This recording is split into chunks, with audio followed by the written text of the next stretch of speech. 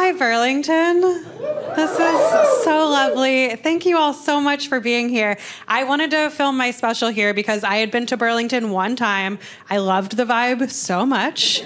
Everybody just seems like they have just enough money to enjoy winter. And that's beautiful. I live in New York, and I love public transportation. Right? For all the penises I've seen, I still love it. I do. You know why? Because I'm a really insecure person, like especially about like the way I look and how I'm doing in life at this point. So then I ride the bus and I feel better. Do that. Do that. If you're ever having a bad day, find a bus and ride it.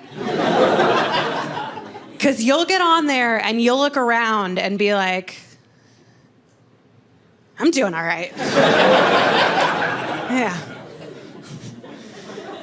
No, the subway helps me so much with my insecurities. So much. It's wild. I sat down on the subway one time next to this Hasidic man. And before I continue on with this story, I just want to let you all know that I am Jewish. So everything I'm about to say is fine. Okay? Another thing you should know is I'm from Kentucky. And in Kentucky, we don't have Hasidic Jews. That's not a thing. It's the curly Q Jews, by the way. I don't know if you guys know. We don't have them. So when I moved to New York and I saw them, I got all excited and I called my friends back home in Kentucky and I was like, you guys, they have extreme Jews here. But what my friends were picturing was not a Hasidic Jew. My friends were picturing just like a guy going skydiving while wearing a yarmulke. They're picturing a guy who's like, extreme Jew.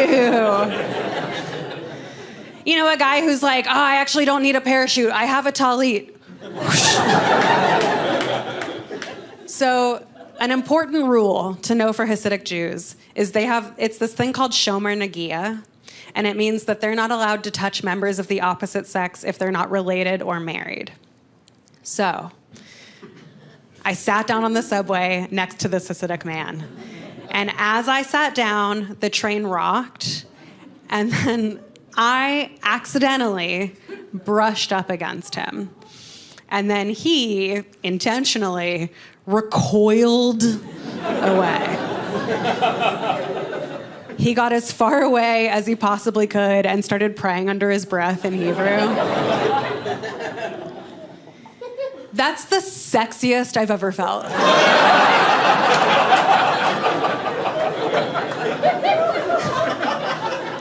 Hands down, hands down. I was like, oh, I'm gonna violate a man's religion today.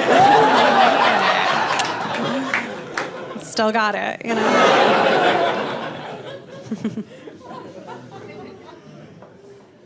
I love public transportation. I do hate flying.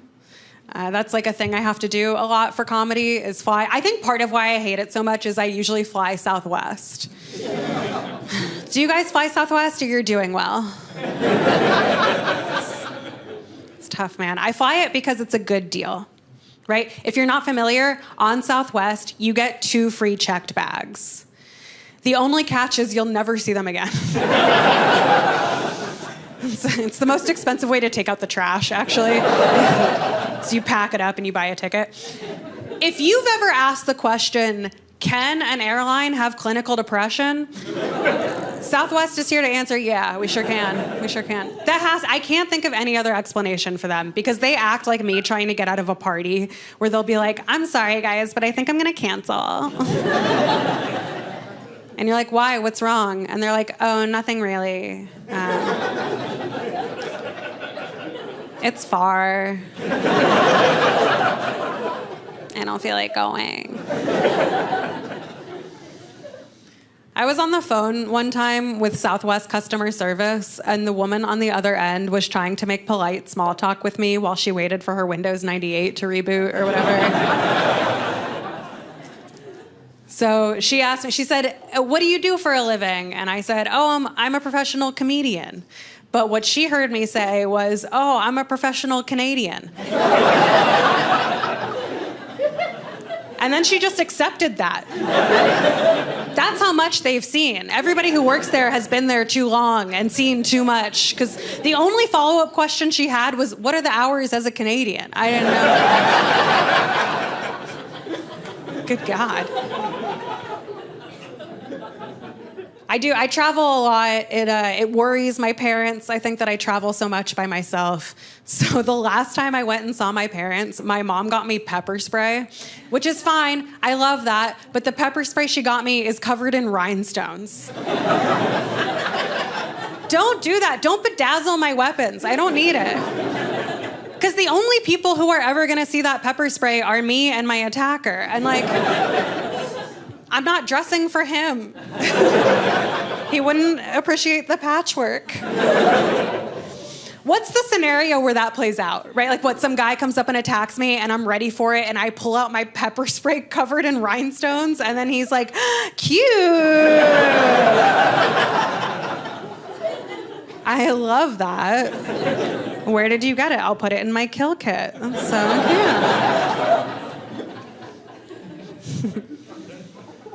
My mom worries about me because she watches too much news, and I think it's clouded her perspective of the world. Which, like, I don't know. I mean, she has a point. The world feels bad right now, right? Doesn't it feel worse than it used to? Okay. Do you guys ever think maybe things wouldn't feel so bad if we had all just forwarded those emails to our 10 friends?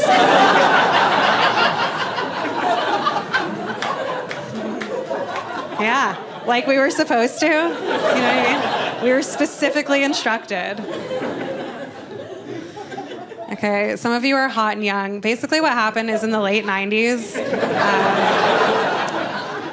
we got the internet, which was like such an exciting time. But we didn't really know what to do with it because we couldn't watch porn yet. So while we waited for that technology to advance, we sent chain emails to everybody. And they varied, right? Some of them had fun facts, some of them had inspirational quotes, but at the bottom, they were all the same. At the bottom, they all got very dark and threatening. They said, forward this to 10 friends, or you'll have 7 years of bad luck. And then they didn't say which 7 years were gonna be bad luck. So we might just be paying off our debts from the 90s right now. I don't know. I'm not saying causation or correlation because I don't know what those words mean. I'm just saying it explains why the baby boomers are fine. Because they forwarded those emails to everybody, didn't they?